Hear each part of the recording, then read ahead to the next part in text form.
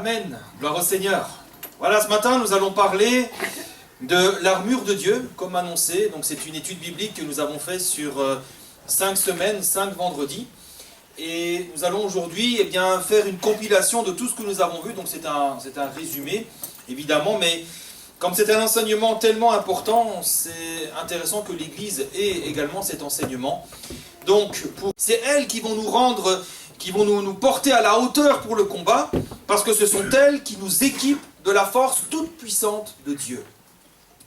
Et ce matin, donc, nous allons les découvrir ou les redécouvrir, voir à quoi ces armes servaient à l'époque, ce qu'elles représentent spirituellement pour nous, et comment nous en équiper. Mais avant cela, nous devons bien comprendre quel est l'objectif de cette armure. J'ai noté les 3 objectifs ici. La première chose que nous devons comprendre, c'est que cette armure, elle comporte 6 éléments. Et les 6 sont nécessaires. Autrement dit, un enfant de Dieu qui n'est pas équipé des 6 éléments, il n'est pas correctement équipé pour le combat. Pourquoi? Parce que l'armure que Dieu nous donne, c'est une armure qui est complète, qui permet de résister à toutes les ruses de l'ennemi. Et nous, vous savez, malheureusement, on a souvent limité l'armure de Dieu à quelques éléments. On a limité souvent l'armure de Dieu à l'épée de l'esprit et au bouclier de la foi. Et encore, l'épée de l'esprit, parfois, on ne sait pas trop la manier, on ne sait pas trop à quoi ça correspond. Et si on pense pouvoir gagner le combat dans ces conditions, en négligeant par exemple les chaussures du zèle que donne l'évangile de paix, en négligeant le casque du salut ou la ceinture de la vérité, eh bien ça va nous rendre vulnérables aux attaques de l'ennemi. Si nous ne nous équipons pas correctement de toutes les armes de Dieu, eh bien nous allons avoir des faiblesses et le diable pourra les exploiter pour nous mettre à terre. C'est pour ça que ce que Paul nous dit est absolument clair. Au verset 13, Éphésiens chapitre 6, verset 13, on peut relire ensemble. Il dira bien de manière très claire, c'est pourquoi, il dira dans les versets avant, vous avez un ennemi, le diable, les esprits méchants, etc. C'est pourquoi, prenez toutes les armes de Dieu, toutes, pas quelques-unes, pas celles qui vous plaisent, toutes les armes de Dieu, pour pouvoir résister et tenir ferme. Dans cette armure, donc, il n'y a pas un élément plus important que l'autre. Tous sont essentiels, parce que c'est ensemble qu'ils fonctionnent, et c'est ensemble qui nous permettent de résister, de tenir ferme contre l'ennemi et le faire fuir. C'est donc une armure complète. Et la deuxième chose que nous devons comprendre, c'est que l'armure de Dieu est une armure spirituelle. Pourquoi? Parce que le combat dans lequel nous sommes engagés, c'est un combat spirituel. Et là encore, les recommandations de l'apôtre Paul sont très claires, il n'y a pas d'équivoque. Si vous relisez avec moi les versets 11 et 12, il va dire « Revêtez-vous de toutes les armes de Dieu, afin de pouvoir tenir ferme contre quoi? Les ruses du diable. » Pas contre nos frères, nos sœurs, nos amis ou la famille. Les ruses du diable. Et il va appuyer cette idée. Nous n'avons pas à lutter contre la chair et le sang. Nous n'avons pas à lutter contre nos semblables. Mais contre les dominations, les autorités, les esprits méchants dans les lieux célestes, etc. Autrement dit, cette armure, elle ne nous sert pas à combattre nos frères et nos sœurs, ou nos collègues, ou notre patron. Parce que notre véritable ennemi, c'est le diable et toutes ses ruses. Et devant toutes ces tactiques de l'ennemi, l'armure de Dieu va nous permettre de nous défendre et de tenir ferme en surmontant toutes ces attaques. Et heureusement que nous avons cette armure. Parce que le diable est un ennemi tellement plus fort et tellement plus rusé que nous, tellement plus malin que nous. Et les ruses du diable que nous devons combattre, je vais en citer quelques-unes. Il y a la première, qui malheureusement est la plus efficace aussi, c'est de nous faire douter de Dieu. N'oublions jamais. On peut dire, ouais, moi je ne douterai jamais de Dieu. Vous savez, Pierre a dit ça aussi. Il a dit, Seigneur, si tout le monde te reniait, moi je resterai. On a vu ce que ça a donné. N'oublions jamais que c'est ce qui a marché contre Adam et Ève. Adam et Ève étaient un homme et une femme absolument parfaits, sans péché. Et pourtant, le diable a réussi à les faire douter de Dieu. Pour vous dire à quel point c'est efficace. Une deuxième ruse du diable, c'est la persécution. Ça peut être dans la famille, dans le travail ou même dans l'église. Avec chaque fois le même objectif, nous amener au découragement et à l'abandon de la foi. Une troisième ruse du diable, c'est toutes les fausses doctrines.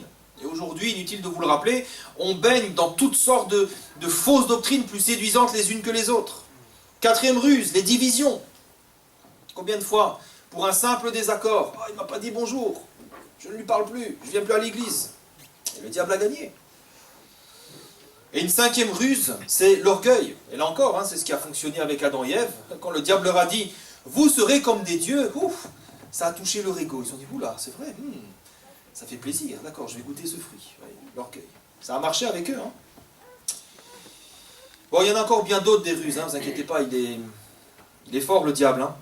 Mais ce que nous devons comprendre, c'est que quelles que soient les ruses employées par l'ennemi, nous avons, grâce à l'armure de Dieu, toutes les ressources à notre disposition pour résister et vaincre. Amen. Et enfin, troisième chose que nous devons savoir sur l'armure de Dieu, c'est que c'est une armure essentiellement défensive. Vous avez lu avec moi Ephésiens chapitre 6, les 3-4 premiers versets. Il y a des termes qui reviennent. Tenir ferme, résister. Cette armure, elle est essentiellement défensive. Et elle va nous servir surtout à nous défendre. Ce qui veut dire que la stratégie spirituelle pour l'enfant de Dieu dans le combat contre le diable, c'est avant tout une stratégie de défense. Et même l'épée. On peut se dire, oui, mais l'épée, tu attaques avec ça. Nous verrons que l'épée ne sert pas à attaquer, mais plutôt à nous défendre et à riposter. L'armure de Dieu est donc une armure qui nous permet d'encaisser, de résister, de tenir bon et de ne pas céder aux ruses du diable. Et ça, nous devons bien le comprendre, parce qu'il y en a parfois, ils partent à la guerre contre le diable, ils citent des versets bibliques et ils pensent chasser des démons à coups de versets bibliques. C'est pas comme ça que ça fonctionne. L'armure de Dieu est une armure qui nous permet d'encaisser, on va le voir, de résister, de tenir bon, de ne pas céder aux ruses du diable. Et c'est comme ça que nous sommes forts, et c'est comme ça que nous sommes victorieux. Alors maintenant, nous allons voir en détail chacun de ces éléments, chacune de ces armes, et nous allons voir aussi comment les utiliser. On commence par la première, c'est la ceinture de la vérité. Ça ressemblait à peu près à ça à l'époque. Et la ceinture de la vérité, c'était un élément indispensable dans l'armure du soldat. C'est pour ça d'ailleurs qu'elle est citée en premier. Grâce à la ceinture, tout le reste de l'équipement pouvait être maintenu bien en place. Et nous le verrons tout à l'heure, la ceinture servait aussi à accrocher l'épée. On le verra, c'est intéressant parce que s'il n'y a pas la ceinture, on ne peut pas avoir l'épée non plus. Donc de la même manière, sans la ceinture de la vérité, on ne pourra pas utiliser l'épée de l'esprit, mais on verra ça à la fin. La ceinture de la vérité symbolise donc l'importance d'être fermement attaché à la parole de Dieu. Oui, la parole de Dieu, c'est la vérité. Maintenant, ça ne veut pas dire seulement connaître la parole, pouvoir citer quelques versets par-ci par-là. Avoir la ceinture de la vérité, la ceinture fermement attachée à nos reins, ça veut surtout dire vivre la parole. Elle est littéralement attachée à nous, ancrée dans nos pensées, elle motive nos actions et elle motive nos décisions. Elle est attachée à nous, partout où nous allons. Quand nous sommes équipés de la ceinture de la vérité, c'est là que nous sommes protégés d'une ruse malheureusement efficace de l'ennemi, c'est les fausses doctrines. Ces fausses doctrines qui pullulent un petit peu partout aujourd'hui. Dans 1 Timothée chapitre 4 verset 1er, il est écrit que l'Esprit dit expressément que, dans les derniers temps, quelques-uns abandonneront la foi pour s'attacher à des esprits séducteurs, et écoutez bien, à des doctrines de démons. Il ne faut pas avoir peur d'appeler un chat un chat. Les fausses doctrines, ce sont des doctrines de démons, inspirées et conduites par les démons. S'attacher donc à des esprits séducteurs, à des doctrines de démons, par l'hypocrisie de faux docteurs. Là, il y a une ruse de l'ennemi, qui cherche à attaquer les enfants de Dieu, avec les fausses doctrines, des doctrines démoniaques, des esprits séducteurs. Et si malheureusement beaucoup se laissent séduire par ces doctrines démoniaques, c'est parce qu'ils n'ont pas la ceinture de la vérité fermement attachée à leur rein. Et alors ils se laissent attirer par les faux prophètes, par les doctrines de démons, ils sont légers. Et ils n'évaluent pas toutes ces choses à la lumière de la parole de la vérité. Alors comment faire? Eh bien l'exemple par excellence, celui qui doit toujours nous servir de modèle, ce sont les Juifs de Bérée. Vous savez, dans Acte 17, verset 11, il est écrit que ces Juifs avaient des sentiments plus nobles que ceux de Thessalonique. Écoutez bien ce qu'ils font. Ils reçurent la parole avec beaucoup d'empressement. Il s'agit de la parole de Paul et de Pierre. Mais qu'est-ce qu'ils faisaient? Ils examinaient chaque jour les Écritures pour voir si ce qu'on leur disait était exact. Tu peux être Paul, tu peux être Pierre, tu peux être qui tu veux. Tu peux être le prophète des nations, tu peux être l'apôtre qui vient apporter le salut à l'île de la Réunion. Il y en a, pas peur, hein, ils sont comme ça. Tout ce que tu dis, je l'examine à la lumière de la parole de la vérité. Si c'est bon, si c'est vrai, d'accord. Si ce n'est pas bon, si ça ne correspond pas à la parole, je le rejette et je mets de côté. C'est comme ça que nous avons la ceinture de la vérité fermement attachée à nous. Après la ceinture de la vérité, il y a la cuirasse de la justice. Alors cette cuirasse, elle servait à protéger les organes vitaux du corps, comme le cœur et les entrailles. Et tout ça donc, ça symbolise l'homme intérieur, ce qui est à l'intérieur de nous, la partie immatérielle de l'être humain. C'est-à-dire notre âme, nos pensées, nos émotions, nos motivations, nos sentiments, notre volonté, etc. Et ô combien nous avons besoin de cette cuirasse, parce que ô combien notre homme intérieur est une cible de choix pour le diable. Vous savez, par exemple, prenez la colère, prenez la jalousie, le refus de pardonner, la culpabilité. Tout ça, ce sont des points de faiblesse que le diable ne se privera jamais d'exploiter pour essayer de nous atteindre, de nous décourager, de nous diviser ou même de nous accuser. Et notre homme intérieur est souvent accablé par l'ennemi. C'est pour ça que la Bible nous donne ses recommandations, par exemple pour la colère.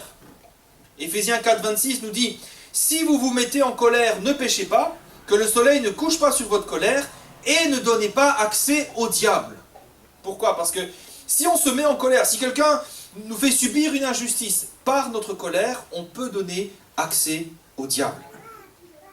Autre exemple, c'est concernant le non-pardon. Quand on nous a fait du mal et qu'on refuse de pardonner consciemment, là, on peut potentiellement donner accès au diable. Là, le diable va vouloir attaquer notre être intérieur. Il y a quelque chose qu'il cherchera à exploiter pour nous maintenir dans l'amertume, dans la colère ou même la tristesse, voire même le désespoir. 2 Corinthiens chapitre 2 verset 10 nous dit « À qui vous pardonnez, je pardonne aussi. Et ce que j'ai pardonné, si j'ai pardonné quelque chose, c'est à cause de vous en présence de Christ, afin de ne pas laisser à Satan l'avantage sur nous, car nous n'ignorons pas ses desseins. » Là où nous refusons de pardonner, nous donnons un avantage au diable. Et il va s'empresser. Vous savez, refuser de pardonner, c'est un peu comme si on ouvrait notre cuirasse et qu'on disait au diable, vas-y, attaque-moi. Alors pour nous protéger de ces choses, nous devons nous revêtir de la cuirasse de la justice. Qu'est-ce que ça veut dire? Eh bien, on se revêt de la cuirasse de la justice à chaque fois que nous choisissons de faire ce qui est juste, en tout temps et en toutes circonstances.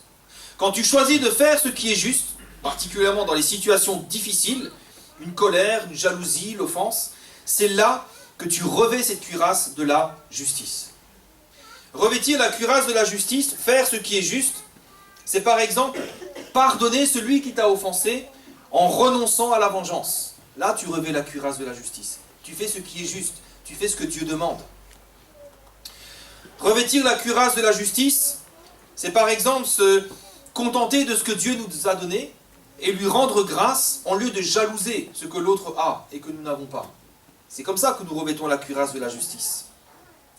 Et en agissant de cette manière, en revêtant cette cuirasse, nous fermons la porte aux attaques de l'ennemi. Il pourra essayer de nous atteindre en nous disant « Ah, tu as vu ce qu'il a, toi tu n'as pas, tu as vu ce qu'il a ?» On a la cuirasse de la justice, je bénis mon Dieu pour ce qu'il m'a donné, c'est bien suffisant, je lui fais confiance. Et là on ferme les portes à l'ennemi, les portes de notre cœur. Vous savez, revêtir la cuirasse de la justice, ça peut être un véritable défi aussi. Parce que bien souvent, pour pouvoir revêtir cette cuirasse, nous devons nous dépouiller de notre propre justice. Souvent, pour revêtir la cuirasse de la justice, nous devrons tendre l'autre joue. au lieu de frapper à notre tour. Pas facile, hein? Souvent, pour revêtir cette cuirasse, nous devrons nous humilier, accepter peut-être de perdre une bataille, en lieu de chercher à avoir raison à tout prix et provoquer des disputes. Souvent, pour revêtir la cuirasse de la justice, nous devrons nous taire, rester dans le silence en lieu de tout casser. Mais nous devons bien comprendre une chose, c'est qu'en agissant de cette manière-là, en mourant à nous-mêmes pour faire la justice de Dieu, non seulement nous résisterons aux attaques de Satan, mais ça nous permettra aussi d'attendre l'intervention de Dieu, parce que Dieu fera toujours triompher la justice. Le psaume 37, verset 6 nous dit « Il fera paraître ta justice comme la lumière, et ton droit comme le soleil à son midi. » Si nous avons choisi de revêtir la cuirasse de la justice, le Seigneur fera toujours triompher notre justice. Après la cuirasse, il y a les chaussures. Ah, il y a un petit bug. Bon, c'est pas grave. Les chaussures représentent le fait d'être prêt au combat. Les chaussures symbolisent la préparation nécessaire pour toujours avancer dans le combat. C'est ne pas se tromper de combat, ce que j'ai mis dans le PowerPoint. Les chaussures, c'est ce qui nous rend prêts à avancer dans le combat. Et en effet, dans nos Bibles, nous avons le mot « zèle », mais en réalité, ce mot signifie plutôt « être prêt ». Et ça correspond mieux au rôle des chaussures des soldats romains. On donnait des chaussures aux soldats romains, non pas pour qu'ils soient zélés, mais pour qu'ils soient prêts. Prêts à avancer en toutes circonstances, quel que soit le terrain. Vous savez, les soldats romains, parfois, ils devaient marcher sur des routes brûlantes, ils devaient marcher sur des rochers coupants, ils devaient traverser des rivières, etc. Et il leur fallait des fameuses godasses qui leur permettent de tout traverser et de pouvoir avancer en toutes circonstances. Spirituellement, ce qui nous prépare au combat et qui nous permettra toujours d'avancer dans la bonne direction, eh bien c'est l'évangile de paix. Et il y a une précision qui est très importante. Ce n'est pas que l'évangile. Parfois on dit oui, l'évangile de paix, c'est l'évangile. Vous savez, dans la Bible, quand il y a des détails, les détails sont toujours importants. L'évangile de paix, pourquoi? Parce que la paix va jouer un rôle central dans le combat spirituel. Alors évidemment, ce n'est pas la paix avec le diable, mais plutôt la paix avec nos frères et nos sœurs. Il ne faut pas se tromper de combat. L'évangile de paix nous rappelle que notre combat, le combat dans lequel nous devons avancer, ce n'est pas contre la chair et le sang, mais contre les puissances des ténèbres. Autrement dit, nous sommes en guerre contre le diable, oui, mais en paix avec nos frères et nos sœurs. Pourquoi? Pourquoi c'est important de le rappeler? Parce que justement, une des ruses du diable, c'est de chercher à nous faire combattre les mauvaises cibles. C'est de nous désorienter. Si nous choisissons de poursuivre la paix avec tous les hommes, comme le recommande la parole, eh bien ça nous permettra de rester concentrés sur notre véritable ennemi, le diable et ses œuvres. Et le diable fera tout pour nous déconcentrer. Il fera tout pour nous détourner du vrai combat. Mais si nous choisissons de poursuivre la paix avec tous, nous pourrons avancer dans notre vrai combat et combattre notre véritable ennemi. Poursuivre la paix avec tous, ça empêchera Satan d'exploiter nos failles, comme la colère, comme la jalousie ou le désir de vengeance. Vous savez, dans l'Église, c'est comme ça, on est tous des hommes, et il arrive parfois d'être blessé. Et oui, parfois on subit quelque chose, une parole ou une maladresse, et on peut être blessé dans l'Église. Vous pouvez être certain que le diable va tout faire pour exploiter ça, et pour essayer de nous diviser. Mais si nous avons à nos pieds les chaussures de l'évangile de paix, si nous poursuivons la paix avec nos frères et nos sœurs, alors le diable est tenu en échec. L'évangile de paix nous rappelle que notre seul ennemi, le seul que nous devons combattre, c'est le diable et son armée, et jamais nos frères et nos sœurs. Même si peut-être un frère ou une sœur s'est peut-être fait avoir par l'ennemi, et qu'ils ont fait le jeu du diable. Ça arrive, hein. Ne pensez pas que ça n'arrive qu'aux autres, hein. Parfois nous aussi, on fait le jeu de l'ennemi. Mais rappelons-nous que, oui, nous avons un ennemi à combattre, mais concernant nos frères et nos sœurs, ce n'est pas l'épée que nous employons, mais l'évangile de paix. Amen. Allez, le quatrième élément, c'est le bouclier de la foi. Le bouclier, c'est croire fermement la parole de Dieu. Alors ce bouclier, vous le voyez, il est grand, hein, il ressemble à une porte, il faisait, il me semble, 1,40 m de haut, sur 80 ou 90 cm de large. Et ce bouclier permettait aux soldats romains de se protéger intégralement contre une arme de destruction massive utilisée par les ennemis à l'époque, c'est les flèches enflammées. Bon, j'exagère un peu, hein, arme de destruction massive, mais c'était des armes féroces. Spirituellement, les flèches enflammées, ça symbolise les attaques du diable, mais des attaques conçues pour nous détruire non seulement nous, mais atteindre aussi notre entourage, la famille, l'église, etc. Ces attaques, ce sont des péchés dévastateurs, comme l'adultère et l'amour de l'argent, qui sont capables de briser des familles et même des églises tout entières. Mais avant d'en arriver là, eh bien le diable commencera toujours par une autre flèche très redoutable, c'est le doute. C'est de nous faire douter de Dieu, de nous faire baisser le bouclier. Encore une fois, n'oublions jamais que c'est comme ça qu'il a eu Adam et Ève. Et cette technique, le diable, il l'utilise encore aujourd'hui. À chaque fois qu'il veut nous atteindre et atteindre nos proches, chaque fois qu'il veut nous atteindre et que ça ait des répercussions autour de nous, il commencera par nous faire douter de ce que Dieu a dit, pour créer une brèche dans notre foi et nous faire baisser la garde. Et si malheureusement nous baissons la garde, si nous lâchons le bouclier, c'est là qu'il va décrocher toutes les autres flèches pour nous détruire. Alors pour vous donner un exemple, une illustration, je vous donne ça à titre d'exemple et ce n'est en aucun cas pour justifier quoi que ce soit. C'est juste une illustration pour que nous comprenions le mode opératoire de l'ennemi. Si quelqu'un en vient à tromper son conjoint, c'est une flèche enflammée que le diable a lancée, qui a atteint cette personne pour briser toute la famille. Mais avant d'en arriver là, peut-être qu'à la base, il y a eu un doute, que le diable a émissé, un doute du genre, ben, Dieu ne peut pas sauver ton mariage. Dieu ne peut pas. Regarde, ça fait tant d'années que tu pries, regarde le résultat. Abandonne ça. Va voir ailleurs, tu verras, ça te fera du bien. Et parfois le diable, juste comme ça. Et si nous écoutons, si on se met à douter de Dieu, qu'est-ce qui se passe? On lâche le bouclier, on se dit, ouais, c'est vrai, ce bouclier ne sert plus à rien. La foi en Dieu, ça ne sert à rien. On lâche le bouclier, et là, vous pouvez être sûr que Satan, sa flèche enflammée est prête. Il la décroche, et malheureusement, on n'a plus rien pour se défendre. Et c'est là qu'il arrive à nous détruire. C'est pourquoi, dans le combat contre le diable, nous devons prendre le bouclier de la foi. Le bouclier de la foi, c'est quand nous décidons de croire Dieu à tout prix, de nous attacher à sa parole, de croire sa parole, de croire qu'elle est la vérité, et de croire que oui, la parole de Dieu s'accomplira, quelles que soient les circonstances.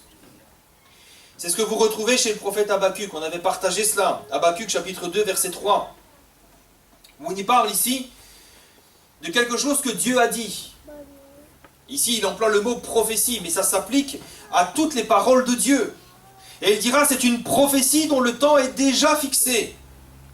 Elle marche vers son terme et elle ne mentira pas. Si elle tarde, l'ennemi souvent il appuie là-dessus. Mais combien de temps que tu pries? C'est pas grave. Si elle tarde, je l'attendrai, car elle s'accomplira certainement. Amen. Face au doute, face à la peur, face au trait enflammé du malin, imprégnons-nous de ces choses. Vous savez ce qui permettait aux boucliers d'éteindre les traits enflammés du malin? C'est qu'on les badigeonnait d'eau avant la bataille. Et comme ça, quand le trait enflammé atteignait le bouclier, ça faisait pchit, et ça l'éteignait. Nous devons imprégner notre bouclier de la parole de Dieu, de la foi, et réaliser que toute parole de Dieu, ce sont des promesses dont le temps est déjà fixé. Et quand Dieu dit, Dieu fait. Le temps est fixé. C'est quelque chose qui marche vers son terme. Ça ne mentira pas. Dieu n'est pas un homme pour mentir. Il ne fait pas des promesses en l'air. Il ne donne pas sa parole comme ça. Ce n'est pas une parole de politicien. C'est une parole qui est véritable. Et si elle tarde, en réalité, elle ne tarde pas. Mais si notre perception du temps semble que ça tarde un petit peu, ça traîne, attends-la. Attends-la parce qu'elle s'accomplira. Et elle s'accomplira de manière certaine. Amen. C'est comme ça que nous prenons le bouclier de la foi et que nous disons « Tais-toi, Satan ». Proverbe 30, verset 5 nous dit « Toute parole de Dieu est éprouvée. Il est un bouclier pour ceux qui cherchent en lui un refuge. N'ajoute rien à ces paroles, de peur qu'ils ne te reprennent et que tu ne sois trouvé menteur. Donc face au doute, face au mensonge de l'ennemi, qui te dit, ça ne sert à rien de prier, à quoi bon espérer, à quoi bien continuer le combat, équipons-nous du bouclier de la foi, en nous confiant dans sa parole. Prochain élément, le cinquième, l'avant-dernier, c'est le casque du salut. Alors le casque, on sait tous à peu près à quoi ça sert. Le casque, on l'utilise encore aujourd'hui. Les casques de moto, les casques de chantier. Le casque, ça protège la tête, et c'est très important parce que nous savons qu'un coup à la tête, ça peut très facilement être fatal. Parfois, il ne faut pas grand-chose. Contrairement, par exemple, à un coup dans l'épaule ou dans la cuisse. Le fait maintenant que le casque soit lié au salut nous montre que les coups de Satan les plus meurtriers sont dirigés contre notre assurance de notre salut en Jésus-Christ. Les coups les plus meurtriers du diable visent l'assurance que nous avons dans le salut de Jésus-Christ. Et en effet, si le diable arrive à nous faire douter de notre salut, c'est là qu'il pourra nous amener au découragement et à l'abandon de la foi. Pourquoi? Parce que si nous abandonnons la foi, malheureusement, il n'y a plus de salut. Prendre le casque du salut, ça signifie nous saisir de tout ce que Jésus nous a acquis et qu'il nous a offert dans son œuvre de salut en mourant à la croix. Et je voudrais vous donner un exemple, parce que parfois on ne comprend pas trop bien le casque du salut, comment, etc. Un des exemples peut-être les plus courants, sur lequel il peut nous arriver de douter, quelque chose par rapport à notre salut sur lequel parfois on n'est pas trop bien affermi, c'est concernant l'amour de Dieu. Vous savez que en Jésus-Christ, nous avons le plein amour de Dieu, un amour total et un amour complet. La Bible nous dit, d'ailleurs dans Romains 8, 39, que rien ne peut nous séparer de l'amour de Dieu manifesté en Jésus-Christ. Dans son œuvre de salut, Dieu nous aime à 100%. Un amour éternel. Et pourtant, soyez honnêtes, combien d'entre nous, et combien de fois après avoir chuté, on pense que Dieu ne nous aime plus? On pense que Dieu ne nous aime plus. Et il peut même nous arriver de penser que s'il nous arrive quelque chose, j'ai pris l'exemple, le pneu crève le matin, on dit ah ben voilà, bon Dieu l'a puni à moi. On a péché, bon Dieu l'a puni à moi. Bon, ça nous fait un petit peu rire, mais prendre le casque du salut, c'est réaliser et comprendre tout ce que Christ nous a acquis à la croix. Si nous avons des faiblesses à ce niveau-là, le diable va nous attaquer. Et combien de fois, combien de chrétiens vivent dans la culpabilité en se disant « Oh là là, qu'est-ce que j'ai fait? Dieu m'en veut, Dieu est fâché avec moi, Dieu n'est pas content. » Ça, c'est le mensonge du diable. Sachant bien que, vous savez, le diable appuiera sur chacune de nos vulnérabilités pour nous faire douter, pour nous décourager et pour que nous abandonnions le combat. C'est pourquoi, pour résister au diable, nous devons revêtir le casque du salut et saisir toute l'œuvre du salut que nous avons reçue en Jésus-Christ. Et ça consiste en 3 choses. Ça commence par la justification par rapport à notre vie passée. C'est ce qui s'est passé lorsque nous avons cru. Nous avons été transformés. Nous ne sommes plus des pécheurs. La Bible dit, celui qui est en Christ, il est une nouvelle créature. Les choses anciennes sont passées, toutes choses sont devenues nouvelles. Nous ne sommes plus des pécheurs, nous sommes des justes. Nous sommes des enfants de Dieu et personne ne peut nous ravir de sa main. Amen. Alléluia. Ensuite, il y a la sanctification. Ce qui signifie que nous sommes dans un processus de transformation qui nous rend chaque jour un peu plus semblable à Christ. Et j'insiste là-dessus, c'est un processus. Combien d'enfants de Dieu culpabilisent? Ah, je ne suis pas encore parfait, je ne suis pas bien, j'ai fait ceci, j'ai fait cela. C'est normal. C'est là-haut que nous serons parfaits. C'est quand Christ reviendra que nous revêtrons un corps incorruptible et que nous serons rendus parfaits. La Bible nous dit que, c'est dans Philippiens, que l'apôtre Paul dit, j'ai cette certitude que l'Éternel, la bonne œuvre qu'il a commencée en vous, il la rendra parfaite pour le jour de Jésus-Christ. C'est pour le jour de Jésus-Christ où nous serons rendus parfaits. Ici-bas, nous sommes en chantier. Ce qui veut dire que si nous avons encore des défauts, des faiblesses, c'est normal. Ça veut dire que Dieu continue à nous aimer, mais il continue aussi à nous façonner. Et le casque du salut nous protège des accusations de Satan, qui cherche toujours à nous décourager et à nous accuser en soulignant nos défauts et nos échecs. Et enfin, il y a la glorification, qui est l'espérance de la résurrection et de l'éternité avec Dieu. Revêtir le casque du salut, c'est repasser ces choses, c'est les saisir, les comprendre et les placer sur notre tête. Quand nous revêtons le casque du salut, nous savons que rien ne peut nous arriver, parce que la victoire est déjà acquise à la croix. Victoire sur notre passé, victoire dans le présent et victoire dans l'avenir. Et enfin, nous terminons avec le 6e et dernier élément, l'épée de l'esprit. L'épée de l'esprit, c'est la parole de Dieu, dit donc l'apôtre Paul. Et là-dessus, il y a deux choses importantes à préciser. La première, c'est que cette épée, elle ne nous a pas été donnée pour attaquer le diable. N'imaginons pas que le chrétien part au combat et qu'il va, il est là, balancer des versets à tout vent pour dire « je vais chasser le diable au nom de Jésus, au nom de Jésus, au nom de Jésus, Amen, Amen ». Il y en a, c'est comme ça, il proclame pendant des heures et des heures et des heures. C'est pas ça. C'est pas ça du tout. L'épée de l'esprit, c'est pas pour attaquer le diable, mais pour pouvoir nous défendre, dévier ses attaques et riposter à ses attaques. Et la deuxième chose importante à préciser, c'est que la parole de Dieu dont il est question ici, ce ne sont pas les versets de la Bible que nous pourrions citer au hasard comme ça, mais plutôt une parole précise que le Saint-Esprit nous communique dans le combat. C'est pour ça que j'ai mis le Réma. Je vais expliquer un petit peu ce que c'est. Réma, ça veut dire parole, et c'est le mot que Paul a employé pour parler de la parole de Dieu. Quand il dit l'épée de l'esprit qui est la parole de Dieu, c'est le mot Réma. Et c'est important. Pourquoi ? Parce que il y a deux mots qui signifient parole dans la Bible. Il y a le mot logos et le mot Réma. Restez bien attentifs. C'est pas compliqué, mais restez attentifs. Quand on parle de la parole logos, je simplifie au maximum, Logos, c'est la parole écrite de Dieu. Ça se réfère à la parole que nous lisons, que nous étudions, que nous méditons. Alors que Réma, ça reste la parole de Dieu, mais c'est lorsqu'elle nous est donnée à un moment précis pour répondre à une situation particulière. C'est une parole qui nous est donnée dans un contexte particulier. Je vais vous donner un exemple. Luc chapitre 5.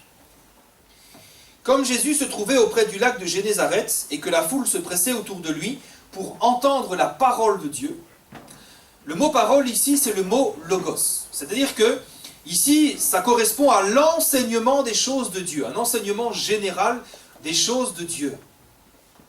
Mais juste après, verset 4, lorsque Jésus eut cessé de parler, donc de proclamer le logos, il va dire à Simon, « Avance en pleine eau, jette ton filet pour pêcher. » Et on connaît cette phrase célèbre, « Maître, nous avons travaillé toute la nuit sans rien prendre, mais sur ta parole, je jetterai le filet. » Et là, le mot parole, c'est le mot Réma. Donc ici, ce que Jésus va dire à Pierre, ce n'est pas un enseignement général sur la vérité, mais c'est plutôt une instruction. Bon, ça reste la parole de Dieu, mais c'est une parole qui est donnée comme une instruction pour une situation particulière. C'est ça le Réma. Et c'est ça l'épée de l'esprit.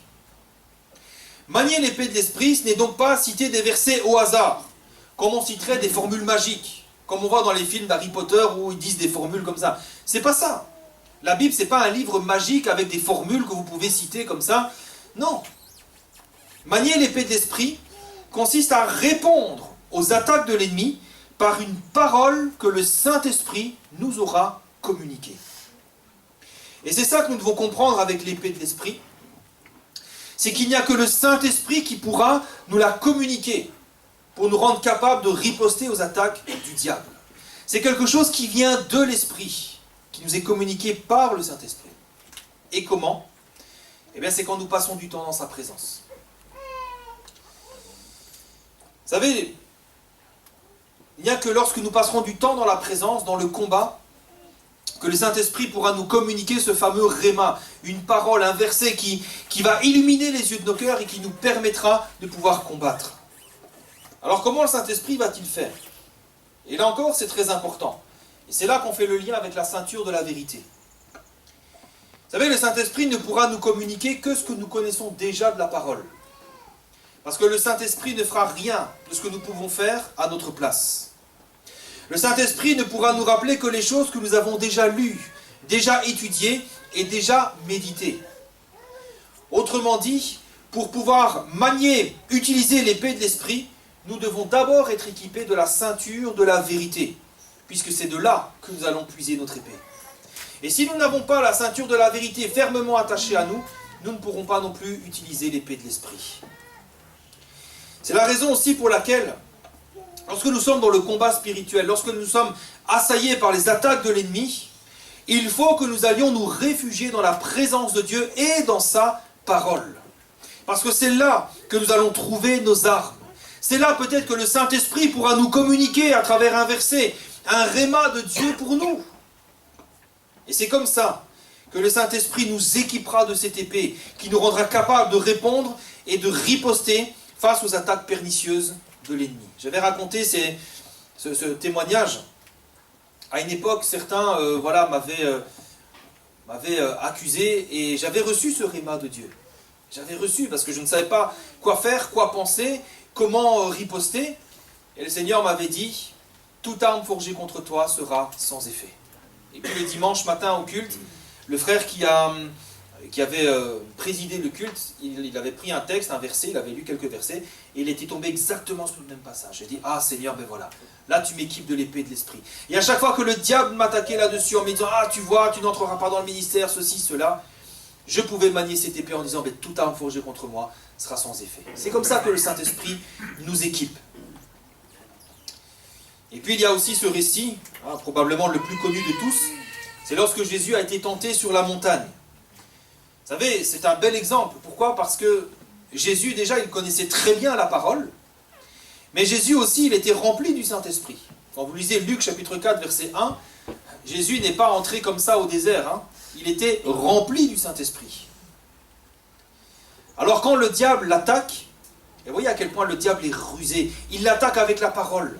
C'est terrible quand même, Le diable lui aussi cite des versets. Eh bien Jésus va riposter lui aussi avec la parole. Mais pas n'importe laquelle. Une parole appropriée, une parole qui lui a été communiquée par le Saint-Esprit. Et quand Jésus lui répond de cette manière, vous remarquerez que ce n'est pas Jésus qui attaque le diable, Jésus ne fait que répondre. À un moment donné, le diable n'a plus d'autre choix que de fuir. Et c'est comme ça que nous remportons le combat. Alors on va conclure. En conclusion, l'armure de Dieu est indispensable pour chacun de nous. Nous sommes tous, toutes et tous engagés dans le combat contre le diable. Que nous le voulions ou pas, le diable cherchera à nous attaquer. Et cette armure de Dieu, elle nous offre une défense complète, une défense efficace contre toutes les ruses du diable et elle nous garantit la victoire. Chaque pièce de cette armure est nécessaire, indispensable. Et nous devons nous revêtir de toutes ces choses pour nous fortifier et nous garantir la victoire face aux attaques du diable. Alors comment revêtir l'armure de Dieu? Premièrement donc, la ceinture. C'est attacher la vérité, nous attacher à la vérité de la parole, l'avoir fermement attaché à nous. Il y a ensuite la cuirasse. Choisir de faire ce qui est juste en toutes circonstances. Les chaussures. On combat le diable, on ne se trompe pas de combat. On combat le diable, mais on cherche toujours la paix avec nos frères et avec nos sœurs. Ensuite, il y a le bouclier. C'est croire fermement tout ce que Dieu dit dans sa parole. Ensuite, il y a le casque. Le casque, c'est quand nous nous saisissons de tout ce que Christ nous a acquis à la croix. Et enfin, l'épée, c'est quand nous ripostons aux attaques du diable avec une parole que le Saint-Esprit nous aura communiquée. Maintenant, une dernière chose. N'attendons pas non plus d'être dans le combat pour commencer à nous équiper. Parce que là, il sera peut-être trop tard. Quand l'ennemi commence à décrocher ses flèches, c'est pas là que vous dites « Oh, où est mon bouclier? Où est ma cuirasse ?» Non. Commençons dès maintenant à nous équiper de ces choses. Attachons-nous à la parole. Marchons dans la sanctification. Poursuivons la paix. Et attachons-nous toujours à faire ce qui est juste. Et alors, quand l'ennemi essayera de nous attaquer, il ne trouvera aucune prise et il sera obligé de fuir. Et c'est comme ça que nous le vaincrons, c'est comme ça qu'on sera dans la victoire. Amen. Alors on va